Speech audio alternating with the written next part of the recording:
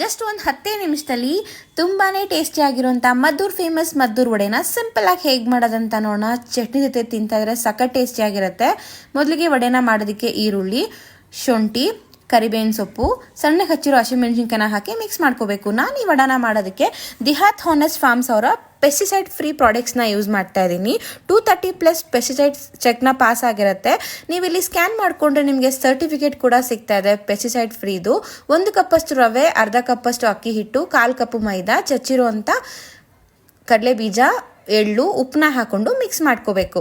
ನಂತರ ಚೆನ್ನಾಗಿ ಹೊಂದಿಸ್ಕೋತಾ ಒಂದು 3-4 ಸ್ಪೂನ್ ಎಣ್ಣೆನ ಬಿಸಿ ಮಾಡಿ ಹಾಕಿ ಸ್ವಲ್ಪ ನೀರು ಬೇಕಾದರೆ ಹಾಕೊಂಡು ಮಿಕ್ಸ್ ಮಾಡಿ ಈ ರೀತಿಯಾಗಿ ಹೊಂದಿಸಿ ಉಂಡೆ ಮಾಡಿಕೊಂಡು ಬಾಳೆಲೆಗೆ ಎಣ್ಣೆನ ಹಾಕಿ ಈ ರೀತಿಯಾಗಿ ಪ್ರೆಸ್ ಮಾಡ್ಕೋಬೇಕು.